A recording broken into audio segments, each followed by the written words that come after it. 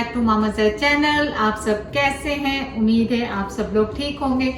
चलें, आज फिर आप स्ट्रॉबेरीज देख रहे हैं। स्ट्रॉबेरीज से बनाएंगे बहुत सिंपल सी जैम और इतनी जल्दी रेडी हो जाती है, बहुत आराम से बन जाती है। आप इसे बना के फ्रिज में बहुत देर तक रख सकते हैं। चलें रेसिपी स्टार्ट करते हैं। तो सबसे पहले मैंने क्या किया है, यहाँ पे लिए 1 पाउंड जो है स्ट्रॉबेरीज हुई।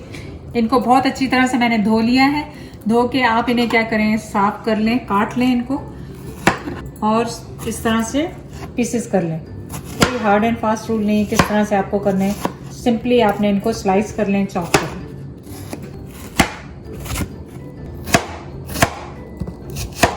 चलिए स्ट्रॉबेरीज हमने काट ली है अपनी। अब इन्हें आप डालें एक पॉट में।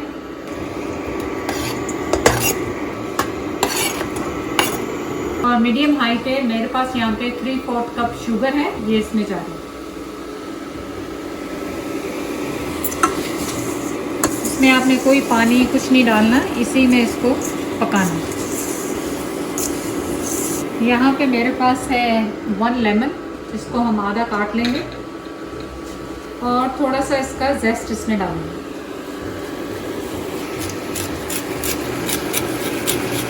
और जब भी आप जेस्ट डालें तो उससे आपको पता है कि आपने वाइट पोर्शन नहीं डालना, सिर्फ येलो वाला डालना है, क्योंकि जब वाइट आ जाएगा तो वो कड़वा हो जाता है। अब हम इसमें 2 टेबलस्पून के करीब लेमन जूस डाल देंगे। इससे इसकी थोड़ी लाइफ बढ़ जाती है जैम की। बस अब आप इसे कुक होने दें इसी में, इसके सिरप में। इसको आप मीडियम हाई पे इसको सिमर होने दें ताकि स्ट्रॉबेरीज गल जाएं और सब कुछ मिक्स हो जाए बहुत अच्छी तरीके से। तो आप ये देखें कि ये कितना ज़्यादा इसका सिरप सा बन गया है। और आप इसको विस्क लेके या जो हैंड बीटर होता है उससे लेके मिक्स करते जाएं और इसको मीडियम हाई पे छोड़ दें तकरीबन 15-20 मिनट्स। तो ये देखें कि काफ़ी रिड्यूस हो चुका है और ऑलमोस्ट ये लम्प्स भी इसके सारे गल चुके हैं। लेकिन इस टाइम पे आप क्या करें कि एक प्लेन प्लेट लें और उसको फ्रीज़र में रख दें, क्योंकि हमने इसे टेस्ट करना है कि कितना गाढ़ा है। जब वो ठंडी होगी तो उस पर हम देखेंगे, ताकि वो लिक्विड की तरह बहे नहीं, क्योंकि जैम जो है ठंडा होकर गाढ़ा हो जाता है। तो वो आप इस वक्त फ्रीज़र में रख दें। तो इसको अब कंटिन्यूसली 3 से 4 मिनट और मैं इसको करूँगी रिड्यूस और उसके बाद इसको ऑफ करूँगी। तो आप देखें कि इसकी जो थिकनेस है वो मेरा ख्याल अब रेडी है। तो मैंने ये फ्रीज़र में प्लेट रखी थी थोड़ी देर के लिए इसको चेक करने के लिए। तो इसमें से थोड़ा सा आप लें और यहाँ पे डाल दें और इसे देखेंगे। अगर ये ज़्यादा रनी हुआ तो इसका मतलब है ये रेडी नहीं है। थोड़ी देर सीधा रखेंगे ताकि थोड़ा सा ठंडा हो उसके बाद। अभी क्योंकि गर्म है तो लिक्विड ही होगा। तो इसका मकसद ये था प्लेट को ठंडी करने का। ये देखें, सो ये अभी और भी जमेगा, क्योंकि जब ठंडा हो जाएगा तो और ज़्यादा ये स्टिफ हो जाएगा। तो इस टाइम पे तो तकरीबन आपने इसको 20 मिनट रिड्यूस किया है शुगर लेमन के साथ। तो इसको करेंगे हम अब ऑफ।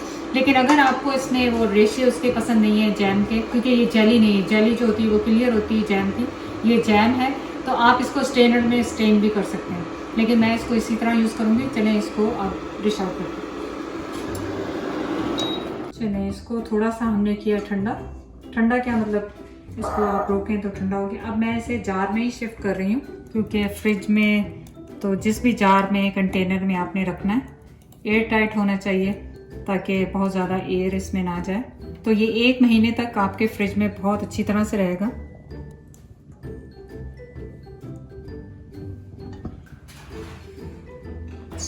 अब आपने नाश्ते के टाइम अपनी फेवरेट ब्रेड उस पर लगाएं पीनट बटर, यहाँ पे लगाएं मक्खन, बटर, कुछ भी जो भी आपका फेवरेट है। अभी तो ये मेरी जैम जो है गरम है, लेकिन आप इसे ठंडा करके लगाएं। बिस्मिल्लाह।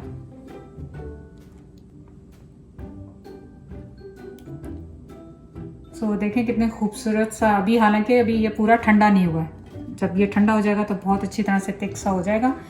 तो ये आपका बन गया जी strawberry sandwich, strawberry jam sandwich.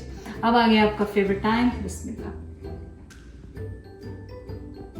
बिल्कुल परफेक्ट जैम बना है। आप देखें इसमें कोई भी ऐसी चीज़ नहीं डली है जो कि सेहत के लिए अच्छी ना हो। बच्चों के लिए बहुत अच्छी है, फैमिली के लिए अच्छी है।